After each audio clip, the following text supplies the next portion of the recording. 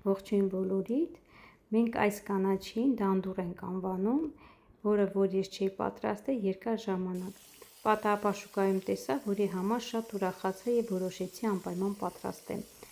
Սկզբում լավ լվացի, քանի որ լավ ցեխոտ էր, մի քանի անգամ պարզ ջրով լվացի։ Եռացող ջրի մեջ ավելացրեցի մի բոռ աղ, այնուհետև կանաչին տապակեցի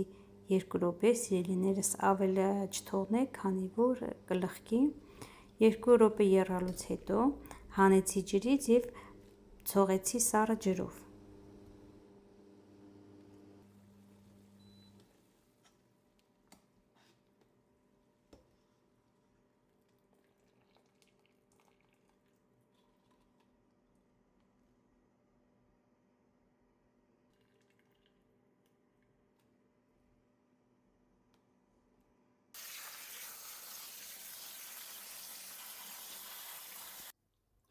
Այնուհետև տեղափոխեցի նախապես պատրաստած սառը ջրի մեջ, որի մեջ նախընտրելի է սառույց լինի,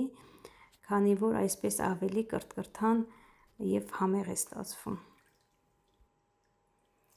Մի քանի րոպե թողեցի սառը ջրի մեջ, այնուհետև հանեցի և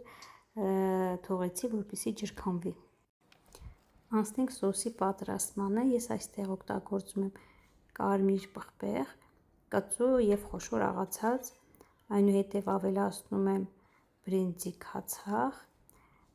Դուք եթե չունեք բրինձի քացախ, կարող եք փոխարինել խնձորի քացախով։ Սոյայի սոուս եմ ավելացնում 2 գդալ, ավելացնում եմ աղ և մի քանի պճեղ սխտոր։ Սիրելիներս, ասեմ, որ ինձ մոտ իմ կանաչին մոտավորապես 2 կգ էր, և քանի որ պետք է թողնենք սառնարանում 2 օր, անընդհատ կխառնենք այդ 2 օրվա ընթացքում, որպեսզի սոուսը ամեն տեղ խառնվի, և համ տեսեք, եթե զգում եք, որ աղը կամ քացախը մի քիչ պակաս է, կարող եք ավելացնել։ Այնուհետև սոուսը պատրաստելուց հետո մի լավ կխառնենք և կուղարկենք սառնարան, որպեսզի մի քանի օր մնա։ Սիրելիներս, դուք կարող եք նաև խառնել աղցանին քունջութի սերմ, եթե ձեռքի տակ ունեք, և թարմը կանաչ սոխ ավելի համեղ կլինի։ Ես իմ ձեռքի տակ չունեի, չավելացրեցի, բայց հաջորդ անգամ անպայման կփորձեմ։